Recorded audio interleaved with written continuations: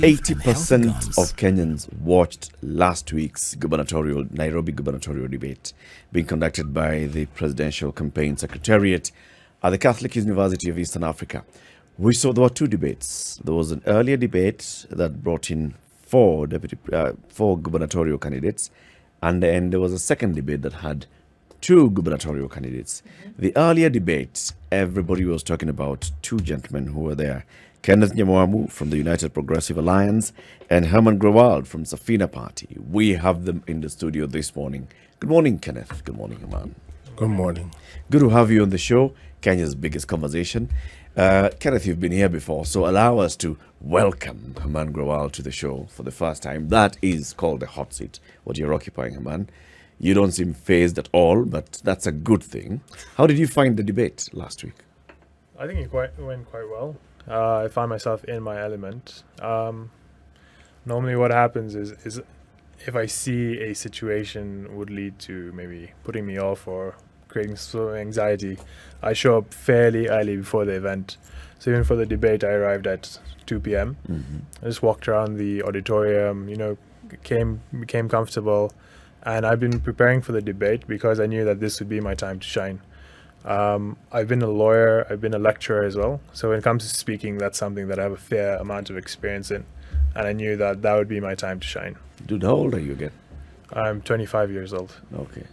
You've been a lawyer, you've been a lecturer, you have Eric, don't look time at me. I've never been a lawyer. You never run for governor as well, have you? No, oh, goodness gracious me. Never. No. Tell us about you. We didn't get an opportunity to actually get to know your journey to this point. Yep. Start from wherever you want to start. I was born 25 years ago. It's okay. Okay. Definitely it's been an interesting journey. I was born in Nairobi. I've grown up here as well. I studied at Premier Academy. This is a school in Nairobi as well. And then I moved to Strathmore University where I got my LLB degree.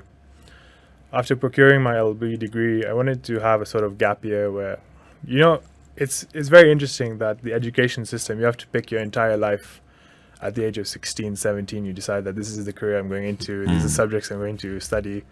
So the same thing for me is I decided I wanted to pursue law at the age of 16.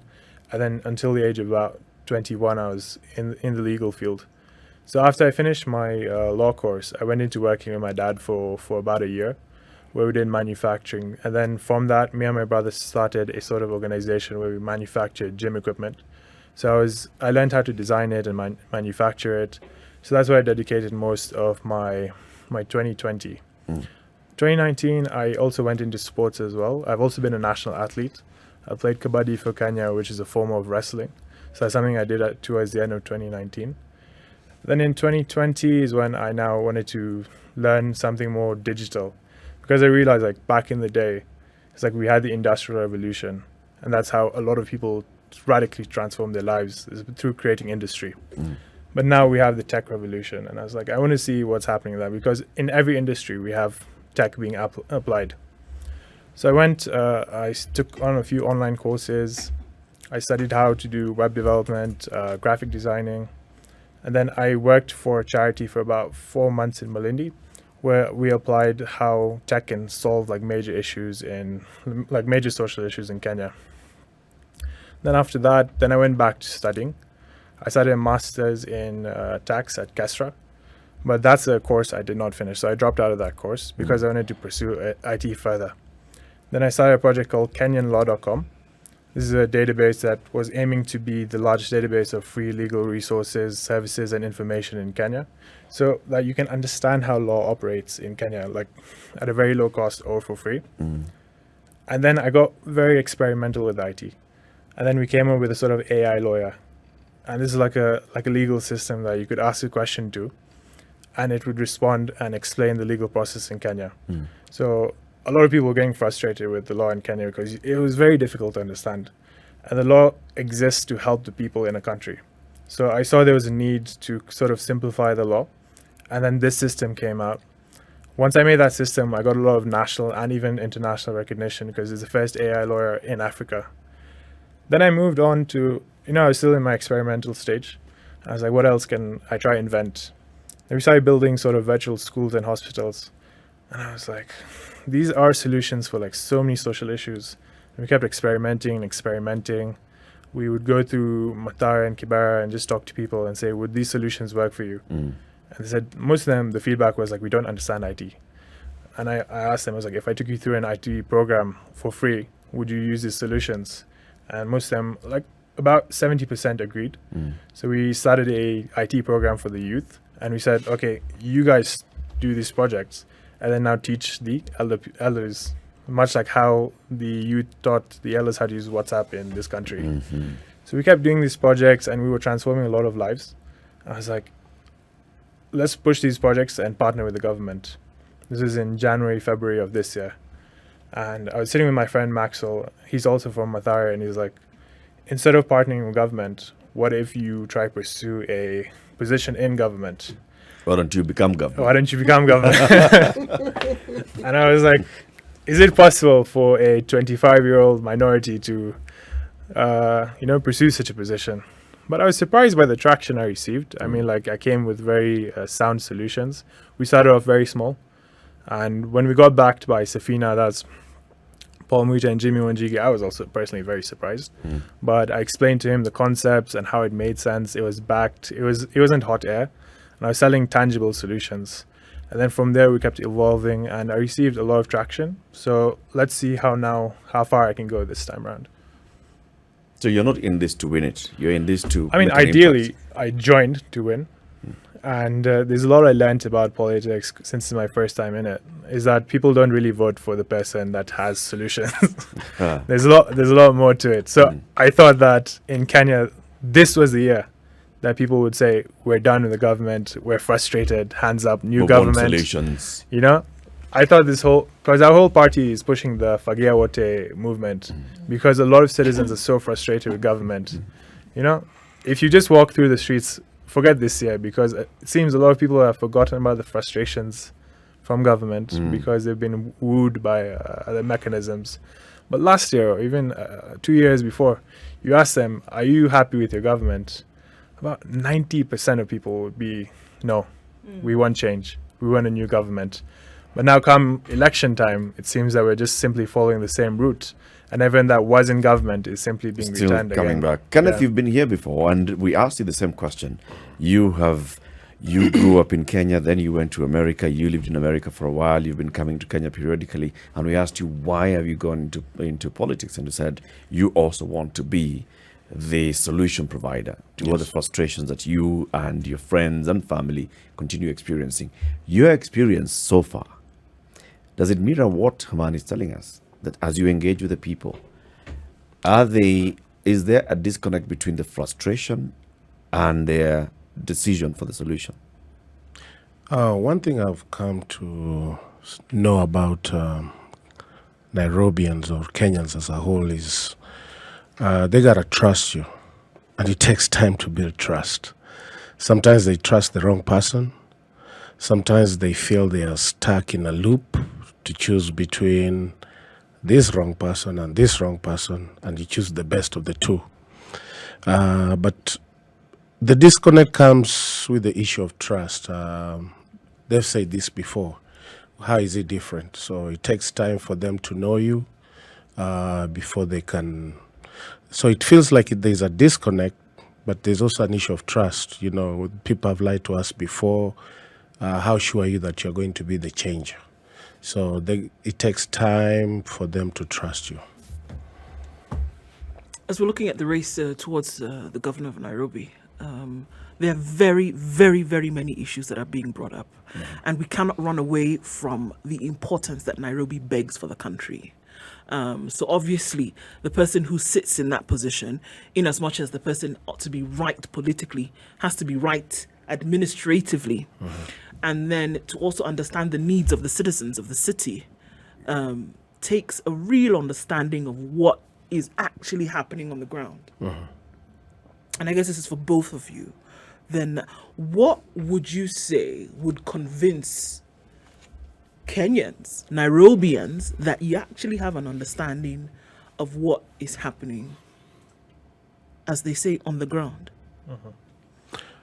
Nice.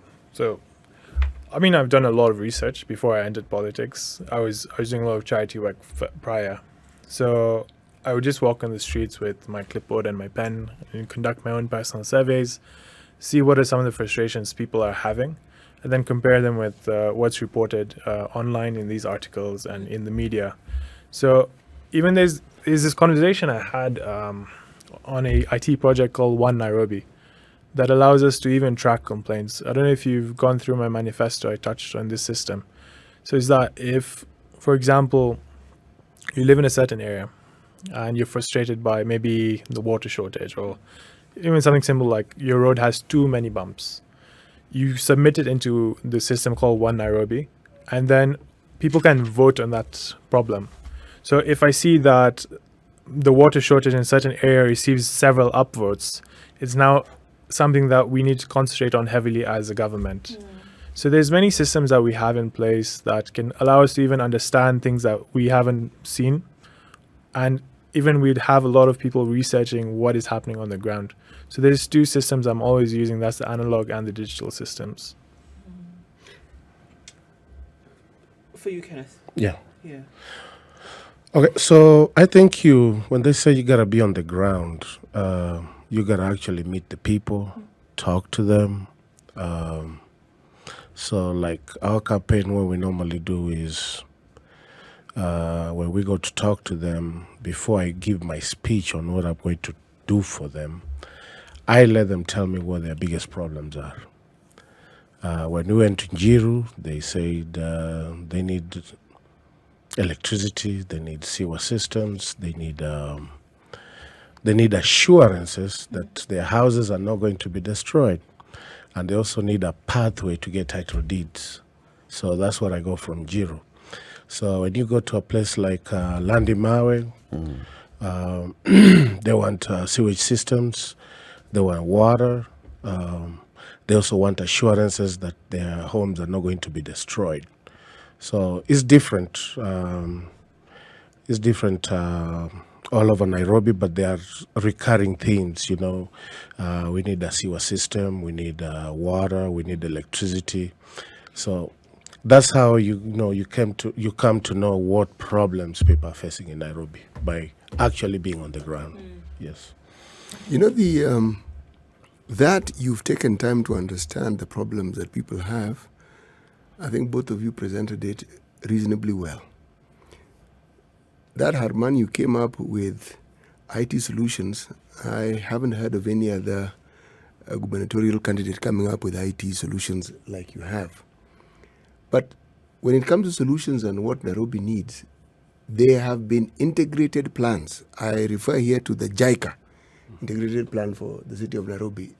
They went into great details of talking about not just what is needed, but how it can be done. Now, my question to both of you is, have any of you looked at that particular document and others that have related over the past to the problems that Nairobi has and how this can be resolved? Because they actually talk about solutions as well. Any of you can start by responding.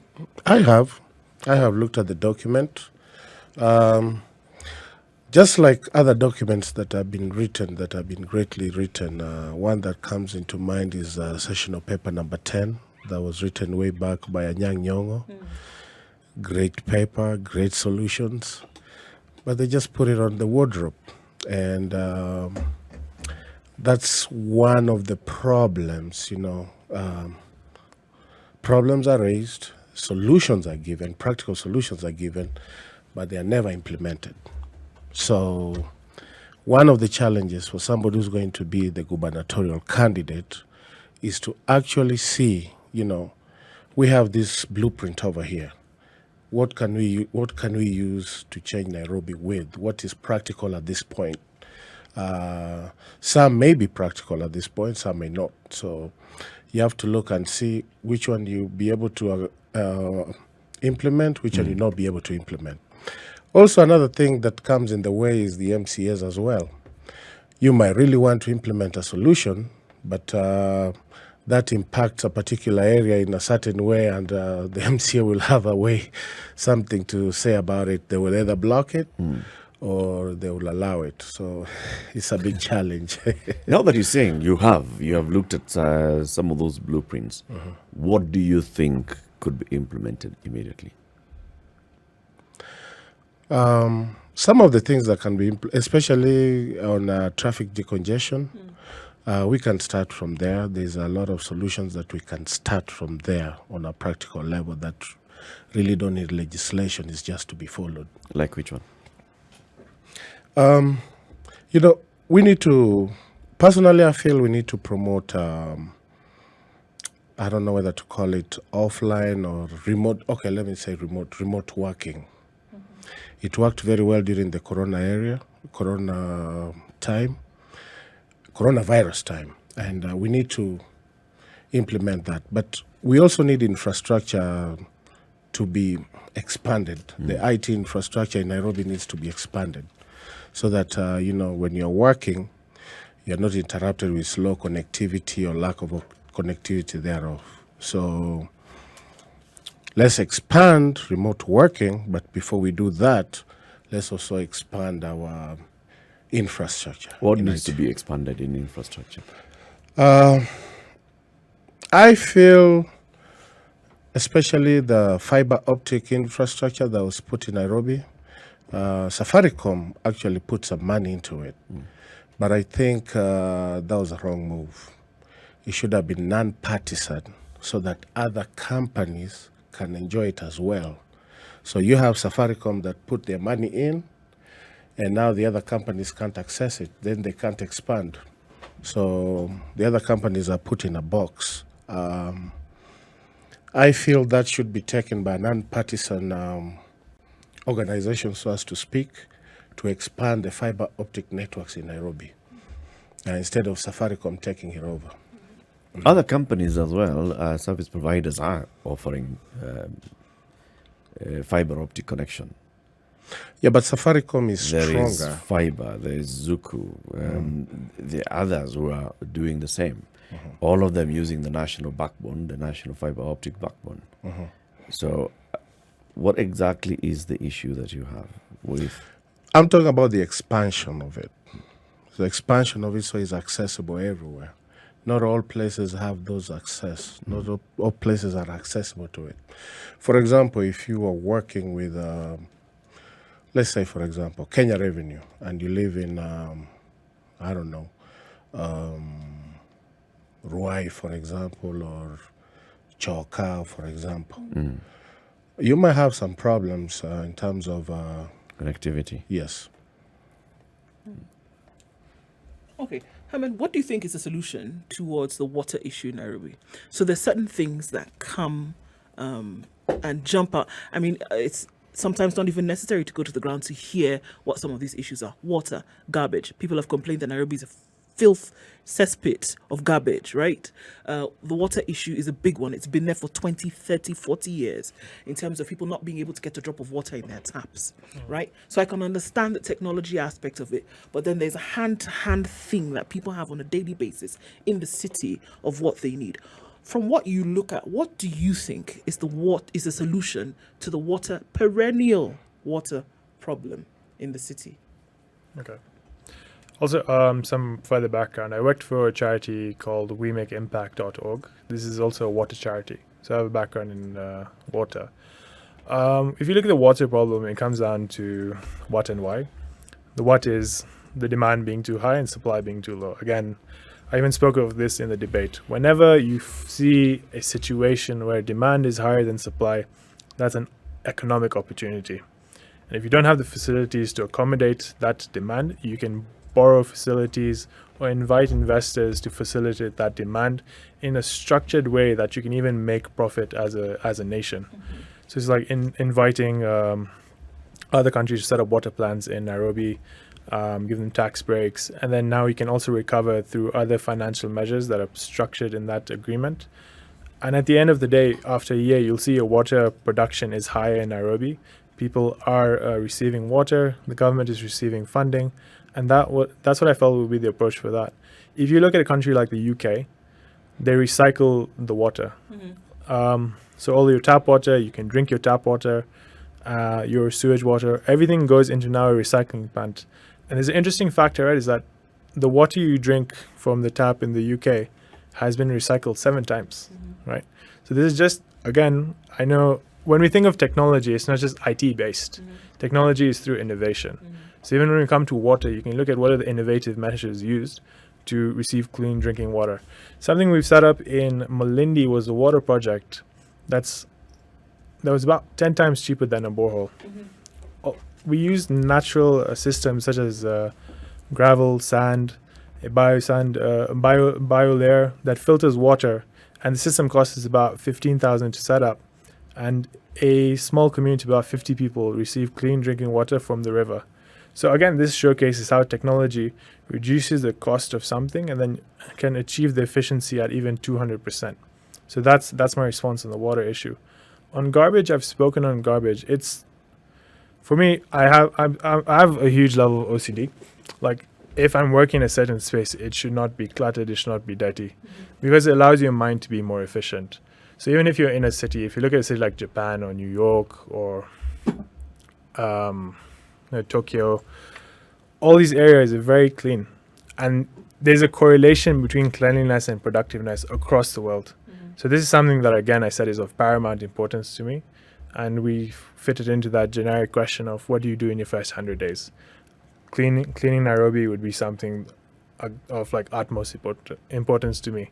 And I spoke of how, for example, if we litter this area, simply applying the lowest cost of labor, that's manual labor, someone just picking up the litter in this area costs us about 500 to 600 baht per day, and we're still able to achieve that. So with the budgets we have, we simply employ all these unemployed youth into a collection system and then now partner with a recycling plant. Like, for example, in Europe, it's cheaper to use recycled plastic than virgin plastic. So what European countries are now doing is importing shredded plastic from other countries. And I spoke of how we can now form corporations in Nairobi where people are cleaning, collecting the garbage, we shred the plastic, and then we export it. And then the people that are collecting the garbage can be given shareholding in the company that's exporting. So not only would we be cleaning up areas, but now we'd be employing and also enriching the lives of these people. Let's take a break. Thank you. It's 7:30. This is Kenya's biggest conversation, the Situation Room. This morning we have 2 guests in the studio, both of them gubernatorial candidates for Nairobi City County. Harman Grewal from Safina Party, Kenneth Nyamwamu from the United Progressive Alliance, UPA. As we take a look at the weather and traffic and then come back to this conversation. This is the Situation Room, the only way to start your day. The conversation continues with our guests this morning. Kenneth Nyamwamu, United Progressive Alliance candidate for Nairobi City County Governor, and Harman Grewal, Governor for Nairobi City County on the Safina ticket. Your host, Eric Latif Nduoko, City Muga. A dog with a bone here. I like the thinking behind the solutions that you feel would be appropriate for the city of Nairobi, having put them into operation in other parts of the country, like, say, Malindi. But I'm back to that one point. There have been developmental plans and there have been master plans for the city of Nairobi for the longest time. And these have taken place over years, and they've detailed literally every problem you can think of, whether it is social, whether it's, you name it. Now, I'm asking this question. When you look at the plans that you have and the thinking that you have, how does it fit into such master plans? The one I'm referring to here is the one done by Jaka. By the way, they've done fairly extensive researches for other towns in this country as well. But my focus is Nairobi. If you haven't come across it, tell me how it is you think that the plans you have will, being useful, I get, but will the people of Nairobi be able to resonate adequately for them to enable them to change their lives? Okay. I mean, there's 2 approaches we have here. The first one is we don't entirely have to reinvent the wheel, right? We can take a bicycle to a boda, right? So that's something that I've been thinking about. Is like, I don't entirely have to come in and say the entire regime prior was incorrect in their approach, or the ideologies were incorrect.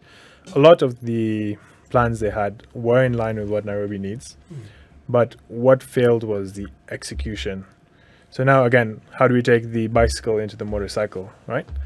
You look at what it is, what's working, and then now improve it, and then now take it to the next generation. So something I talk a lot on is tracking. With IT, it's so easy to track anything. I can track the progress of a project, like a daily level, the success rate, how many employees showed up, how much stock was used from the equipment we have. We can track a lot of things, even in terms of consumption of goods, in terms of consumption of water, where did the pipe burst, for example. And what I really want to do is now sort of take it to the next level, right? Because if we keep applying the thinking, fikriya ya zamani, we'll stay in those times. So what I want to do is not entirely reinvent the wheel, but improve it. Yeah. I wanted to talk on those two issues that were raised, the water issue and the garbage issue. I'm a believer we start with simple solutions first. The garbage, we don't have a garbage collection system. We have people that collect garbage, but we don't have a garbage collection system. We need to go back to the 80s when people used to take out their garbage things out, and the city council will come pick them up, put them in the thing, and then take them to a site. Right now, what's happening is I think a lot of places, they're just putting the garbage in the paper bags, and then they come and the private companies bring their boys and they come and pick them up. Personally, I would like us to go to the old ways where everybody has a garbage can, one for garbage, one for recyclable. And this day, they take them out. We have trucks that come pick them up, take them to a site that's developed specifically to process in a sanitary manner. I see those boys carry them in their hands, and my heart bleeds because it's very unsanitary. So we need to go back to that. Develop a system. I know a lot of things are there in terms of, they call them the cartels. The cartels are there because, they want these boys, they give them a small cut and they keep most of the money. But the city needs to put their foot down and go back to a garbage collection system. If somebody has to supply the cans, then we can give the tender out. If we don't have enough vehicles, we can give the tender out. But let's have a garbage collection system. If this constituency is Monday, this constituency is Tuesday, we know these days garbage is going to be collected here, and garbage, that way we'll collect garbage in Nairobi. But part of understanding the solution, or rather part of arriving at a solution, is understanding the problem. What would you say the problem is? Because I think we often deal with, this is what I'm going to do about this, what I'm going to do about this. What would you say is the problem with the way things are happening today? A lot of companies took tenders to collect garbage, but they were not equipped. They were not properly equipped to process the garbage. They just come pick it up and go dump it somewhere, either in the door or whatever. But that's not how garbage should be collected. You're just picking garbage from one place and dumping it in another place. So, and I think those guys have stood in the way of developing a system because they don't want their money to be messed with. Yeah. So that's where the problem is. And we got to put our foot down and say, hey, this is what's going to happen. We need to go back to the old days. And this is what's going to happen. These are the available tenders. We have a site. They got to develop a site in Nairobi to process the garbage. You don't have one. So once we process a site, this is the way it's going to happen. And these are the available tenders. I guess then they can go to those tenders instead of what they have now. The other issue is business. I mean, Nairobi is a commercial hub of the country, of the region. And there are people who complain about very many things, the ease of doing business in Nairobi, in terms of licenses, of accessing the services. How do you propose to solve this problem for the vast majority of the residents of Nairobi? I want to make doing business in Nairobi easier, not harder. How so? Cut licenses by 50%. I believe the licenses are very expensive. Cut the number of licenses or the amount paid? The amount and the number of licenses. I mean, I don't see why somebody should have 10 licenses. I guess if you're providing specialized business or a profession, you need several licenses. But I don't see, like, for a bureau, why they need to have 6 different licenses. We can simplify it and also cut the license by 50%. What would it take for you to get to reduce the licenses and the amount? What does it take? As a governor, you can be able to. So what does it take? You can call a special meeting, sit down and say, this is what I want to do, and have them vote on it. They gotta vote on it because there has to be public participation. Harman, what would you do? Well, in regards to businesses, I think this is something that pretty much every candidate has spoken on. We have too many permits that are needed to operate a business in Nairobi. And even with those permits, as a business owner, do you feel safe with those permits that you're not going to be harassed by Kanjo? A lot of people don't. So aside from reducing the amount of permits, I want to also reflect on the operation of City Council. Are the people working in City Council going out sort of acting in a mafia way and harassing people even without grounds? Or is it that the business owners are the ones that are in the wrong? So again, now this comes to awareness, tracking. That's something that I want to implement firstly, so that you feel safe, conducting your business. As someone that works in law, you need to know when someone is right and wrong. So if you're a business owner and you're in the wrong, it doesn't have to be such a harsh punishment from us where you're thrown in the back of a truck. I feel that's very archaic in 2022. We shouldn't have such a system. I want us to respect the lives of people in Nairobi. So something simple like just issuing a demand letter for you to be compliant is much more humane than the system that's currently in place. So that's something that I would primarily want to implement, aside from consolidating the permits. On the issue of reducing the price for permits, it's something that we can reflect on. But again, now we need to assess the revenues for Nairobi City Council. How much would it affect the revenue we're generating? And if we cut it, would it still allow us to operate at the level we're operating on? Okay. Yeah. Several research projects over the years, from the time when we had a municipality and we had a local authority, it's not just with the city of Nairobi, but other towns in this country, they determined that of the money that is collected, not the potential of what could be collected, of the money that is collected, only 1/3 would get to the municipality. Now, this is something that has been argued by extension that if you could simply collect what is due, own source revenue would be enough to take the city really, really far. Yeah. Now, this isn't the elephant in the room. This is several elephants in the room. Yes. I think this is something I spoke on during the debate. I was asked about increasing revenue for Nairobi County Council.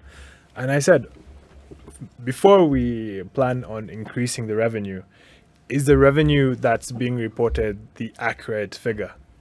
And I spoke on how we should remove the whole issue of cash. We should educate the people in Nairobi that you shouldn't be paying anyone bribes or cash at any point. And then now also I really want to push for the creation of ethics, because it's always two people that participate in corruption. Aside from, let me say, could be government. It also it's also the people on the streets that do participate, right? And if we can stop the people just by creating this camaraderie, pushing for the ideology and philosophy that you are committing to and participating in the problem you're complaining about. And if we change this ideology through engaging our citizens, I feel that would reduce this occurrence. Yeah. So we're essentially looking at behavior change is what you're talking about, which unfortunately is very difficult or maybe almost impossible in some cases to legislate over or legislate about. It is something that has to come about from, the decision of a man or a woman, Okay. So then you're looking at things that are subjective in nature. How do you deal with things like that? Because I hear you saying that the bane of Nairobi's issues, then corruption lies at the heart of it. Right? Yeah. How do you change a mindset in order to bring about a tangible change? Okay. So just to clarify, essentially what I was saying was the provision of tracking. So implementing IT solutions that allow us to track the operation and movement of finance. And then secondly is what I spoke on how we must sort of modify the ideology and culture in Kenya. Because if we can reduce corruption, a lot can change in our country's success rate. The question of ideology is something I can speak on. Is there's so many ways to educate people. The media is such a powerful thing. We have so many national icons. We have so many people that we respect and look up to in a country. So I feel like engaging them and now also pushing for reform through these people that are looked up to can, on some level, reduce the corruption through, again, just ideologies. Because when we speak of solutions, it's very easy to say that this will not provide the solution, but the way I always look at a solution is what is the success rate? Because even if the success rate is something as low as 15%, that would still mean that we accomplished our goal by reducing corruption by 15%, which is a lot better than 0%. I think also we need to stop celebrating people that loot our public coffers. We do celebrate them, and it kind of seems like the more money you loot, the more of a celebrity you become. So that mindset needs to change to the point where, hey, we know you stole that money, but so what? We need to stop celebrating these people. How do you do that? Not electing them governors, not putting them in elective offices. That's one. Two, let there be now we have Twitter. And remember when they found out that the potatoes for KFC were not coming from Kenya, there was a big outcry. So things like that. We need to have these outcries, you stole our money, you did this, you ain't worth anything, so that it's not glamorous to steal money. That's number one. Number two, I think before we talk about this radical shift, the problem is if you're working in a place, if you're in a workplace, you are my boss. I am faithful. Let's talk about the police. I'm faithful. I do what I'm supposed to do. I earn my little money and I keep struggling with life. Then my colleague, they pick all kinds of bribes and, they're building mansions, they're living the soft life. You are going to be naturally inclined to do what they're doing because they look like they are making it in life.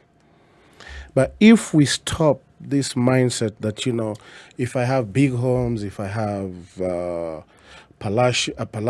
nice car, palatial home, then I've made it in life, that mindset, and go back to doing what we're supposed to do. If I'm a policeman, this is what I'm supposed to do, and I'm doing my job. That very medium of communication that you've mentioned, social media, promote the very thing that you're saying we should fight. Yes. So you're suggesting that we use that same platform for fighting this very vice, which that very same medium promotes more than anything else. How do you think, for instance, influence is spread or is peddled? Again, social media does it very well. So social media is good and bad. Yes. So I'm gonna look at the good part of the social media, and that's what I want us to highlight. If somebody steals money and is alleged, even before he's prosecuted, that name needs to be. We don't need to celebrate the name. Okay. So what I hear you to be saying is that if you were elected governor, you would not tolerate corruption at all. Zero tolerance. Zero. Zero. You know, we even have that zero tolerance on all sorts of walls all over the place. You next to the sign of you should not be smoking here. The next sign is we here. Corruption-free This is a zone. corruption-free zone. Yes. Now, Well, that's one step. That was the awareness part of it when, I guess this was brought in the Kibaki regime mainly. That was do you know it actually worked to some degree? Yes, it did. But we need to go to the next level now. We need to go to the next level. Instead of we've done the thing in the wall, it worked, but we need to go next. You know, this is the tragedy of, in my mind, of devolution. You know, we talk glibly about devolving corruption, but we actually did. Before we could comfortably blame the national government, but with the county government where the people in charge of the county are people you actually know, and what they call the trickle-down effect can be visible. It actually made corruption normal because literally everyone you could think of or know of, you would hear, you may not know, you can prove, but you would hear that they're involved in some deal or the other. Why am I belaboring this point? Are you saying that if either of you is elected governor, that you'll have the backbone to be able to actually stand straight and fight this with everything that is within your means to? Okay. So, corruption is a very, very, very serious issue. I mean, if you look at a lot of countries in the world, a majority of failing countries are corrupt, right? So, before, it doesn't matter what project we're doing. For example, we could have 100 million shillings to open up free soup kitchens across Nairobi, but 90% is stolen, right? For example, then our success rate of achieving anything is 10%. So that's why I say if we can resolve corruption even at a county level, we can affect the entire country. And that's why I say corruption is a very serious thing. Everyone knows that this is what is keeping our country behind from evolving, is because whenever we start a project, we believe that a large percentage of it is not going towards that project. It's called budgeted corruption. So that's something that greatly frustrates me, especially when I'm walking through areas where people are really struggling. Like even during campaign season, people allegedly are driving with money, driving with cars that they've bought through corrupt means, through areas where people are only receiving 200 shillings a day. There's no sort of moral consequence in them. And that's something that's really frustrated me. It's also pushed me to run for office, is that even having a term of just 5 years with no corruption, even if we just take a break, even just 4 years, we take a break. We say, take a break from corruption. Kidogo too, just 4 years, no corruptions, in the last year be corrupt. Steal as much as you want to. Let's see where we'll go. But for just even 1 year, zero corruption, we can totally transform our country.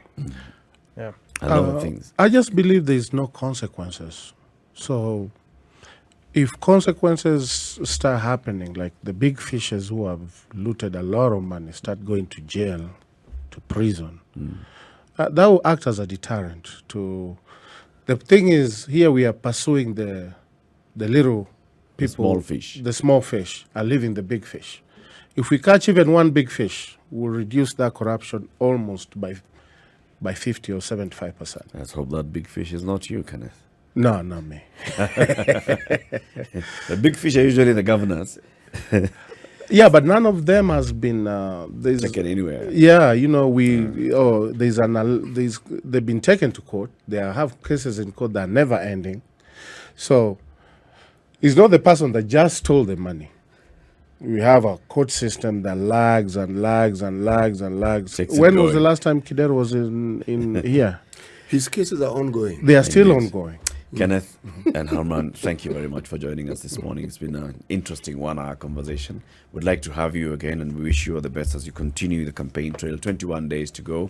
We just want to send you back out there with a message of maintaining the peace, election bila noma. Tell everybody, penda jirani yako as you campaign. Thank you. Thank you.